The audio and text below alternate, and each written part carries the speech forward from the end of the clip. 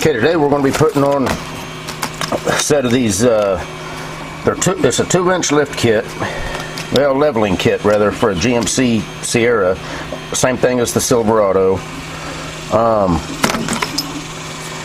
Anyway, and I'm going to show you that if you're doing a 2-wheel drive truck, you don't even have to take the wheel off on a 2-wheel drive. 4-wheel drive this is 4-wheel drive, so I'm going to have to take the wheel off and knock the ball joint loose.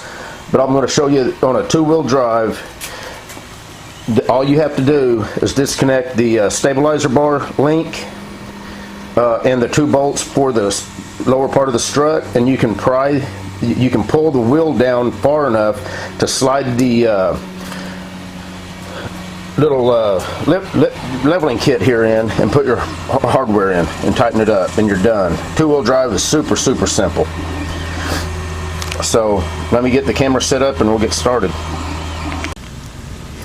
Okay, so the wheel is still on. I've got it lifted up. I'm going to take these 2 bolts out and the sway bar link.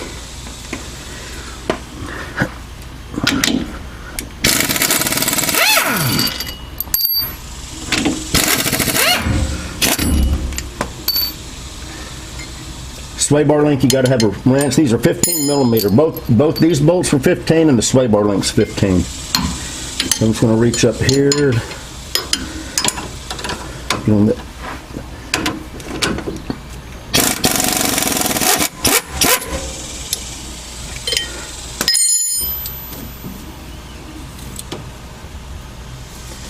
Now, so right now, you can slide that spacer in there, and if this was not a 2-wheel or not a 4-wheel drive, if this is just a 2-wheel drive, that axle right there would not be in the way. The only reason you got to break the upper ball joint loose is so that you can move the steering knuckle over enough to where you can get the bolt down through the strut. So if this was just a 2-wheel drive, this axle would not be there. And you'd be able to go ahead and put your hardware in and be done with it. Don't even need to remove the tire. Tire's still on. So at this point, I just wanted to show that. At this point, I'm going to go ahead and lift it up. Get the wheel off, and we'll press on with this 4-wheel drive. Okay, got the wheels off, as you can see. So the next step is going to be, I'm going to go ahead, and they do recommend this, I think, in the manual or in the instructions. I'm going to take these brackets off so that the brake line and the ABS wire is out of the way enough to where if this drops down or moves around, we're not going to pull it loose. And it looks to me like the easiest way is going to be just 10 millimeter on these bolts right there. And I think that should, yeah. That's all you need to do right there. I wouldn't try to unclip the line from that, because I'm sure it's probably brittle and will probably want to break. So the next step here, I'm not going to break the tie rod loose. At least I'm going to try not to. I don't see why that would need to be broke loose. I did leave the key in the unlocked position so that I can move the wheel back and forth, and I am not disconnecting connectors on the power steering on the power steering on the rack. I don't see a point in that. So my next step, we're going to knock we're not going to be able to knock it loose. We're going to have to do that by hand, but the upper ball joint nut, and I'm going to leave it on by just a couple threads while I hit it to break it loose, and then I'll take the nut off, and we'll see how far down we're going to be able to drop this and pivot it from one side to the other. Now the nice thing about being able to turn the wheel by leaving it unlocked is I can actually pivot this steering knuckle all the way this way or inboard or outboard, as I need it. So if the upper ball joint's loose, you know, free, I'm pretty confident I'm going to be able to move this either way that I need without disconnecting the ball joint, the tie rod. But we'll see. We'll see. That actually may need to be done. It is in the instructions to go ahead and remove that. It's not that big of a deal if you need to, but I mean, if I don't need to, why do it, right? So now this camera's kind of messed up. I've got to keep the viewfinder angled the wrong way to where I've got to get on one side of it to see where I'm at. So it's kind of inconvenient. I got to get me another camera for this kind of stuff, but hopefully that right there will let you see what's going on.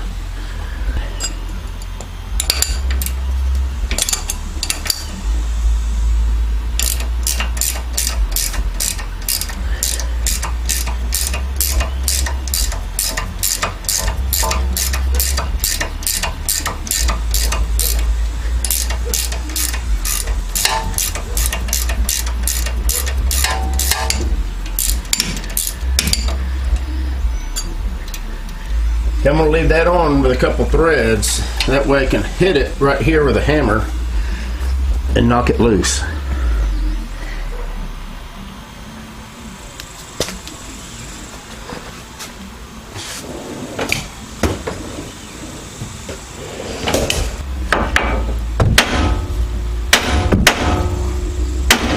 There it is.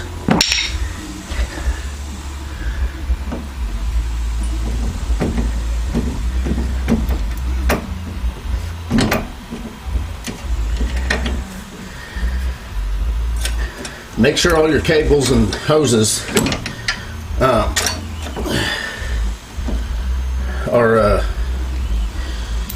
not binding up. Okay, yeah, and I can already tell that I should be able, yeah, not going to be a problem. So I didn't have to disconnect the tie rod.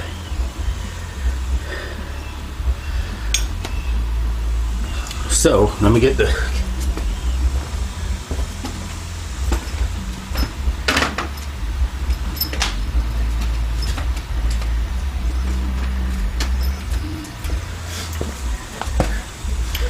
the one thing you got to do is knock these little clips loose.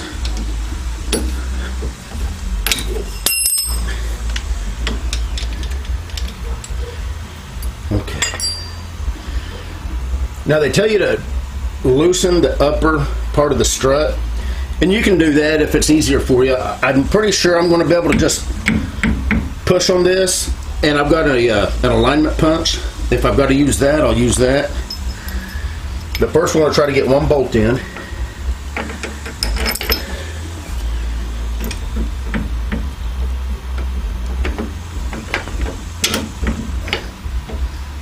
And that one's kind of started.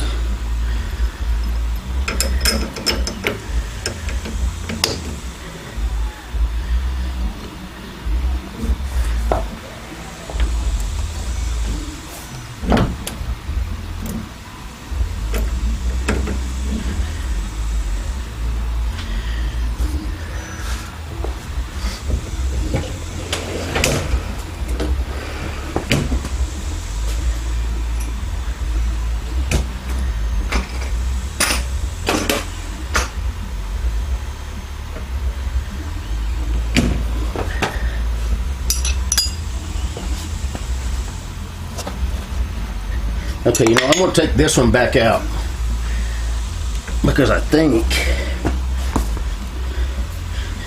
that it's just going to be easier for me to put this one in first.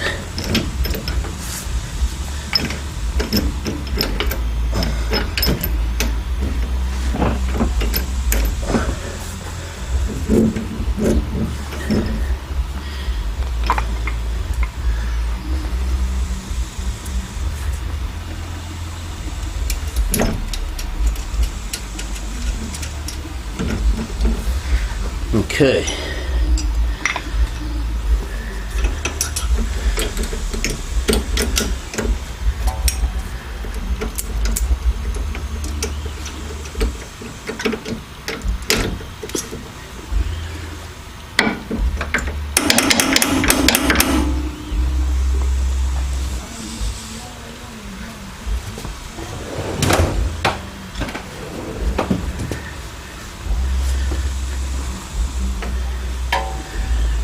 I'm going to see if I can just pry this over just a little bit. So, I don't know if you remember seeing how it was kind of bowed in.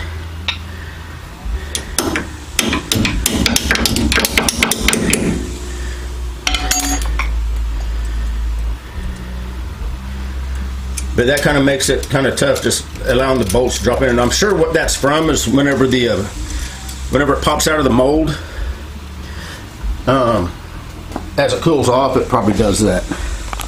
Would be my guess.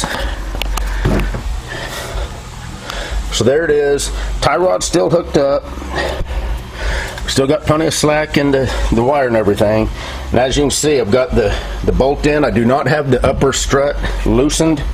I left it tightened up. Both bolts are in. I got the nuts on, so I'm going to tighten this up. Throw this upper ball joint back in and put these two brackets on, and this side's going to be done.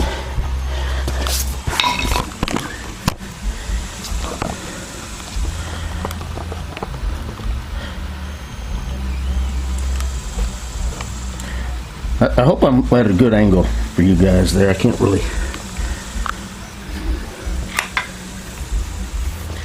And the reason you got to take these off instead of putting the factory bolts back in going up is because, well, I'll show you once this is all together, you'll see, but it's too close to the axle.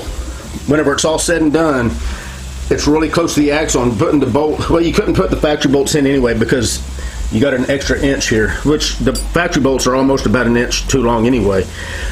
But if you got new bolts, well, and if you put the clip right here back on, the axle comes really, really close to that. So I'll show you whenever it's all back together. Let me get a socket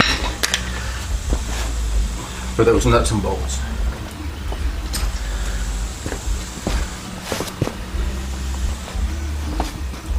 Okay, so the nuts, 17 millimeter, and the bolt side, the head of the bolt, is a 16.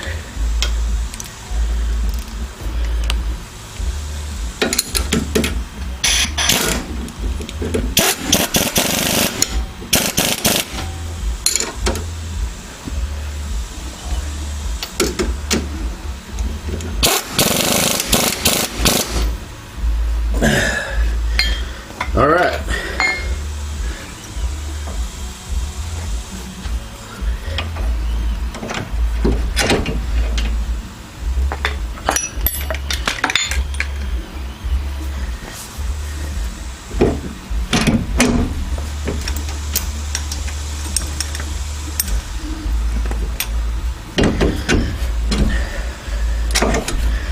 Make sure your cable's up on the right side.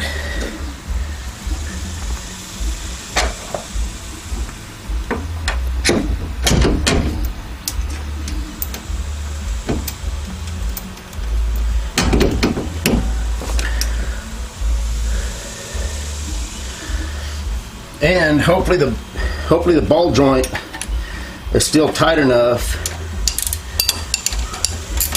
to where it doesn't spin on you.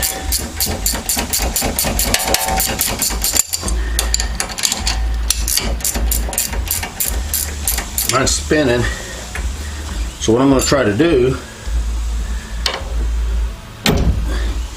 pry down enough and hopefully be able to put enough pressure on it.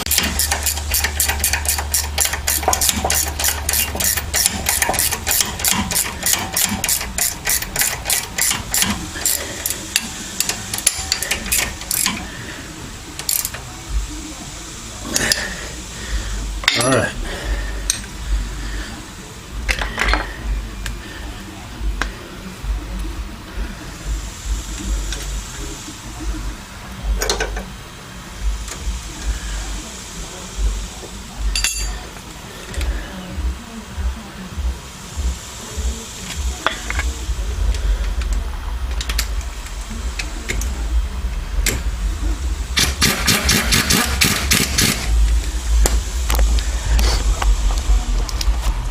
So I just bolted this bracket down there. I'm going to finish bolting this one here down.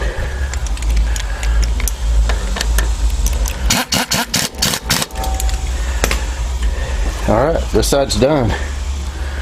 Well, almost. So, still got, and I'm going to hold off right now on putting the stabilizer link in, because if I tighten this one up, it's just going to make it that much harder on that other side. So I'm going to do the other side. You know what? Just for you guys, I'm going to go ahead and I'll finish this side.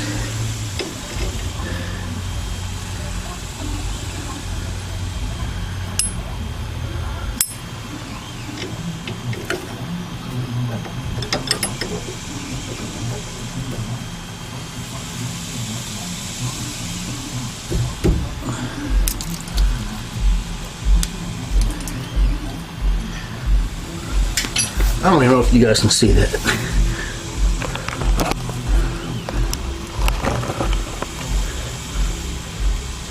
Yeah, right there's the stabilizer link.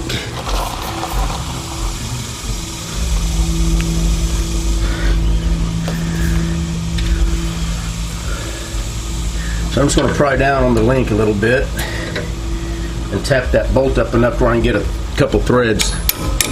There we go. Putting the nut on.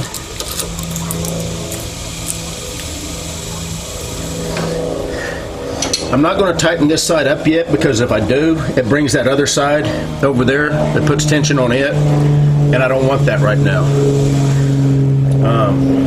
I probably should have loosened that other side up just to make this side a little easier, but I didn't. So the other side's the same exact way. This side's done, other than tightening up the stabilizer link, which will take about 30 seconds or less, and then putting the wheel on, and it's done. So this has probably been about 15 or 20 minutes once I got it up and on jack stands. If I wouldn't have been filming, this would have been a 15 to 20 minute job, easy, per side. So remember, you do not have to take connectors off of the power steering rack, and you don't have to disconnect the tie rod. Pretty much all you got to do is the stabilizer link, the 2 bolts for the strut on the bottom, the upper ball joint, and these cables here. I didn't even loosen the nuts up here. Now, if you want to do that, you can. I mean, you can reach in here with a wrench and you can loosen them off, and they recommend that. And the only reason they recommend that is to make pushing the strut, you know, moving the strut around easier, so you can drop the bolts in. But you saw that I was able to just push the bottom of the strut in, you know, just under my own power. So it's not that big of a problem to do without that. If it is that big of a deal, just loosen the upper strut mounts so that'll be loose, and then just don't forget to tighten them back up. So we're done here. I'm going to go ahead and shut the camera off. I'm going to do the other side real quick. I'm going to put the new tires on. I got a set of 2020 wheels and tires off of a 2020 that I'm putting on here, and then I'll show you how you can kind of eyeball align it, so it doesn't wear your tires out until you can get it to an alignment shop. Anyway, you guys take care. Okay, a little tip on kind of doing an eyeball alignment. So most rear-wheel drive vehicles have a little bit of toe in. And the reason for that is the driving forces. When you're driving down the road, just the forces on the front suspension and the wheels tend to try to pull the tires out, the front of the tires out. So if you have a little toe in, when you're driving down the highway, the tires will flex outward just slightly, and you'll get really close to 0 degree toe, which means you're not going to have hardly any tire wear. Now if you can, and it's hard, I don't have a viewfinder on this camera, but if you kind of use the front tire, the front and aft sidewall of the tire kind of as a sight, and if you eyeball down that tire to the rear tire, you should see about 1/4 of an inch or so of rear tire. 1/4 to half an inch is usually pretty close to normal by an eyeball alignment. If you see, if you see the entire, if you're looking down the tire, and you was looking at pretty much the entire tire or half the rear tire, when you was lining up the front and aft of the sidewall of the tire, way too much toe in. If you don't see any of the rear tire, way too much toe out. So adjust your tire to where you see just a little bit whenever the inboard front and aft edge of the tire. When you now this is also for factory type wheels and tires. If you have different size front and rear or aftermarket, that kind of throws a little bit of an issue in there. The factory tires usually are pretty close to the same offset and everything. That way, whenever they're bolted on, you should be able to eyeball right down the edge of the tire and see just a little bit of the rear tire whenever you line up the front and aft edge of the sidewall. So just a quick tip, if you ever do any suspension work and you're trying to get the alignment close enough where you can drive it back and forth to work for a week or so until you get it to the alignment shop, that's a good way to do it. And both sides. So let's go over to the other side. We can kind of see, so as I'm eyeballing this one, I can see maybe, half an inch of the inboard rear tire. Let's see how this one looks. Okay, this one is pretty dang close to the same. It might be a little bit more towed in. Hard to tell. And there's so much reflection, I can't really. Now, we just got finished putting those little spacers in for a 2-inch lift on this truck. So I'm going to need to get it aligned. It's probably not off by much, but these are brand new tires. I don't want them wearing out anytime soon, so I will get them to the alignment, or get the truck to the alignment shop and get it all adjusted out. The camber and caster could be out just a little bit because we did mess with the geometry of the suspension. So they're going to have to check all that and adjust the camber and caster and the toe. So anyway, but right now we're pretty close to where the tires aren't going to wear very quick, if at all. So just a quick tip.